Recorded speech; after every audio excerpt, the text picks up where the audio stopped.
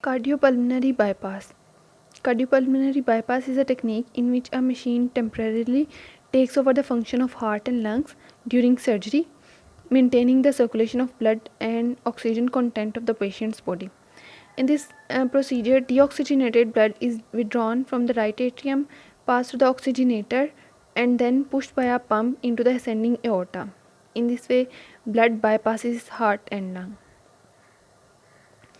CPB allows heart and lungs to be isolated from the systemic circulation, and CPB pump itself is often referred to as a heart-lung machine or pump. This procedure can be employed in any procedure in which heart and lungs need to be stopped temporarily and their function replaced artificially. Mainly it's used for the coronary artery bypass grafting. Alternative uses are rewarming from profound hypothermia, resuscitation in severe respiratory failure as an adjunct in pulmonary embolectomy, in single or double lung transplantation, in cardiopulmonary trauma, certain non-cardiac surgical procedures such as resection of the highly vascular tumors and tumors invading large blood vessels.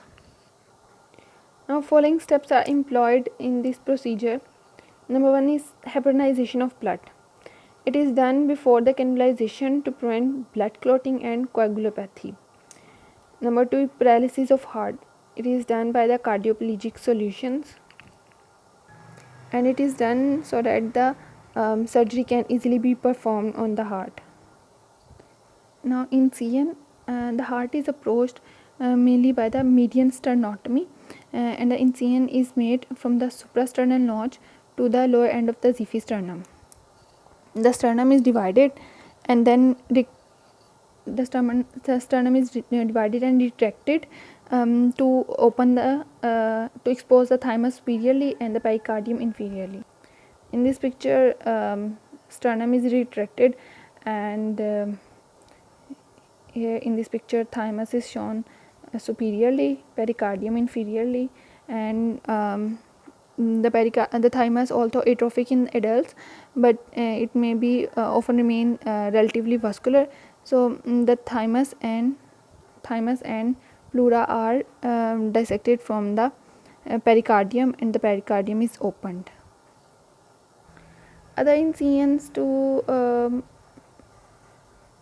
be used can be left and right anterolateral thoracotomy, in which this incision in this shape is made, and they can be used for specific operations like minimal invasive procedure and specific procedures on the descending aorta.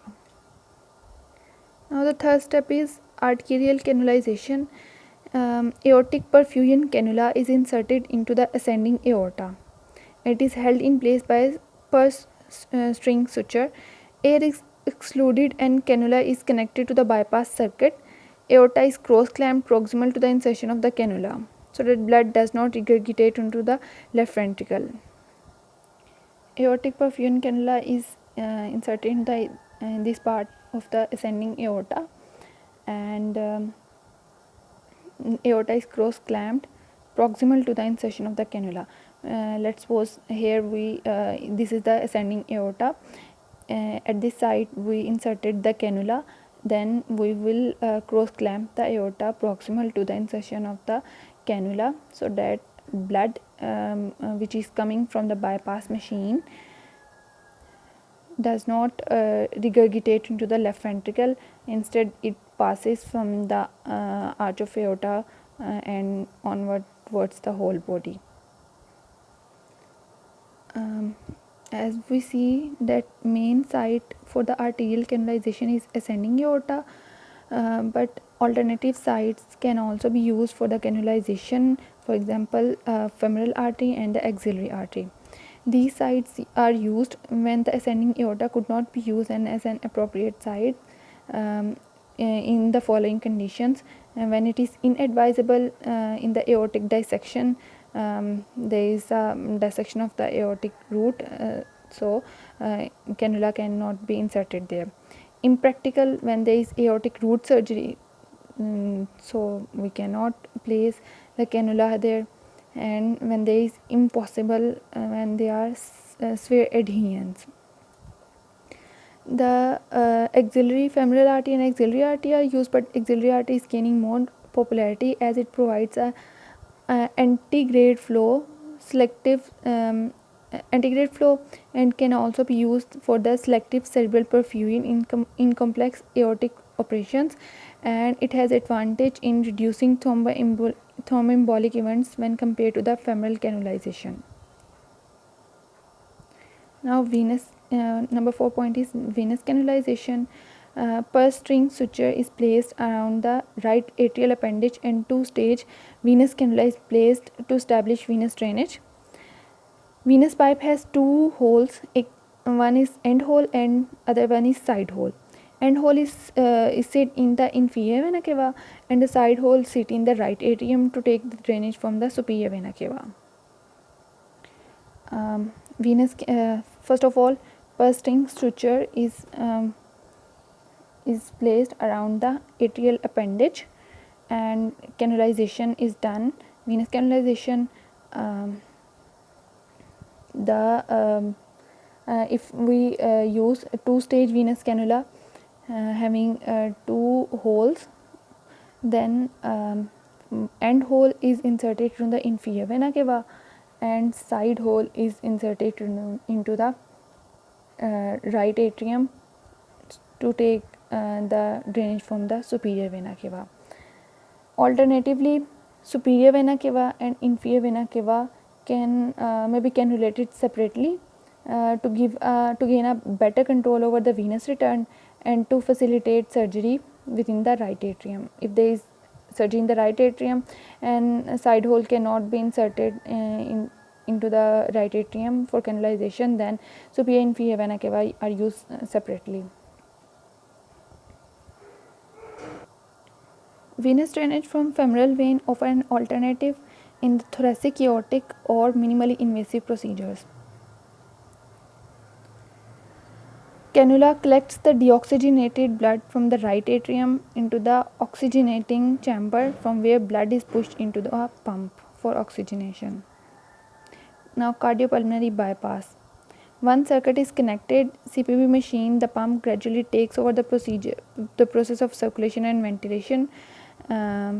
Once a full flow is established, ventilator is stopped and heart can be isolated from the rest of the circulation. In this picture, a simplified diagram of cardiopulmonary bypass is shown.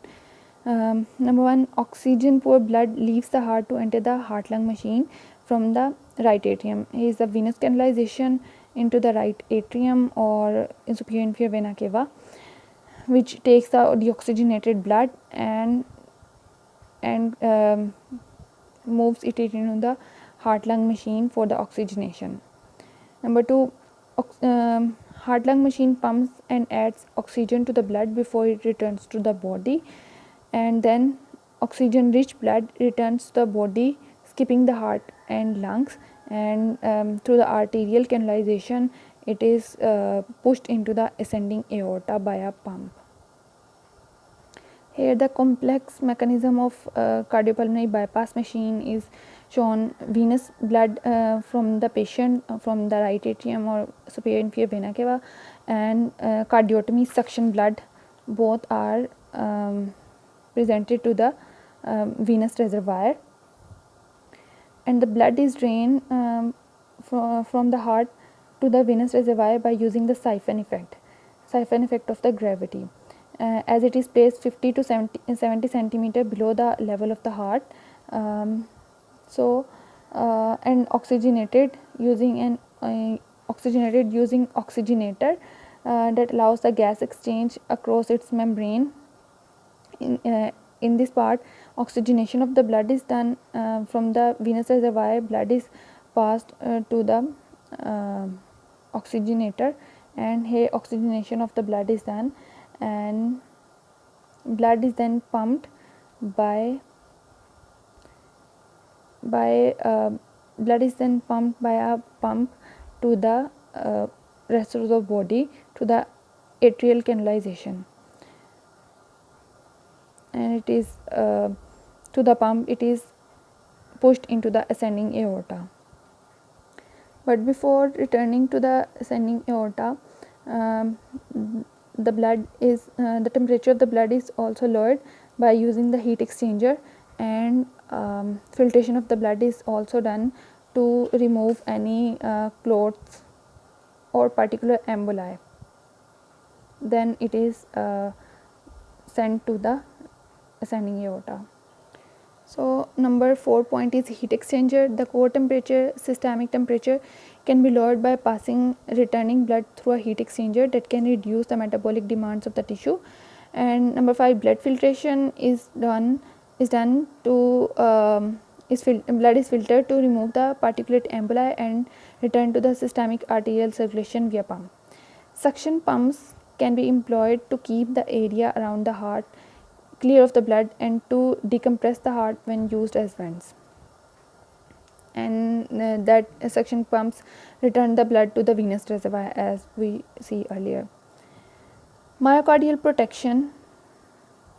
Once CPB is established and the ascending aorta is usually cross-clamped to obtain a bloodless operative field, the heart ceases to eject and becomes anoxic due to the inhibition of the coronary blood flow. Permanent myocardial damage can develop within 15 to 20 minutes. Therefore, most cardiac operation requires some form of the myocardial protection. How heart survives without blood? To protect the heart from the anoxic effects, several techniques are used to protect the heart muscle from the anoxia. First of all, the cardioplegic solution. They vary in terms of the temperature, pH, or arresting agent or osmolality, and the presence of the red cells and other factors. Most solutions contain potassium as a arresting agent, and potassium arrests the heart in the diastole by depolarization of the myocyte cellular membrane. Cold. The static heart allows the surgery to be performed, and also oxygen demand of the heart is also reduced. Number 2 is intermittent cross-clamp fibrillation. It is a technique in which intermittent ventricular fibrillation is induced by a small electrical charge. Heart does not eject and is relatively still, but it is not bloodless. Aorta is cross-clamped to render the heart ischemic.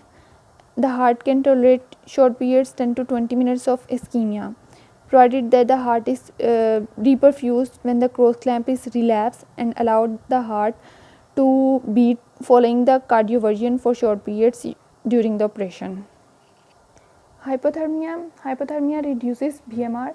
Cold 4 to 10% isotonic crystalloid solution at myocardial protection, and by reducing its metabolic requirement.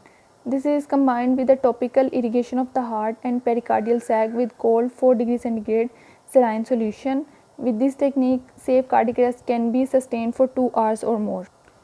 Now, total circulatory arrest. It becomes necessary when visibility and clarity of the operative area is crucial, as in pediatric surgery or in the surgery of the ascending aorta and the arch of aorta. CPB instituted, and the core body temperature is reduced to 15 to 18 degrees centigrade. Profound hypothermia is made, and the metabolic rate of all organs of the body is reduced by 50% with every 7 degrees centigrade drop in the temperature. With each 7 degrees centigrade drop in temperature, 50% metabolic requirements of the body organs is reduced. Using this technique, circulatory arrest can be tolerated for up to 20 to 30 minutes, and additional cerebral protection can be provided with ice packs placed around the head, and pharmacological agents and cerebral perfusion techniques. Now, discontinuation of the CPB. At the end of the procedure, air must be meticulously excluded from the cardiac chambers. After completion of the procedure, ventilation is allowed and venous blood is allowed to fill the right atrium by clamping venous line of the bypass machine, and aortic clamp is also removed along with the arterial cannula. Once perfusion is restored to coronary arteries by removing the cross clamp, heart may beat spontaneously or it may require a shock by direct current. Heart gradually takes over the circulation while arterial flow from CPB machine is reduced. When BP is acceptable and the surgeon is confident that the heart function is adequate, CPB is discontinued and the cannulas are removed. If there is ventricular fibrillation, then cardioversion is required and epicardial pacing wires are used for the treatment of the postoperative bradycardia and heart block.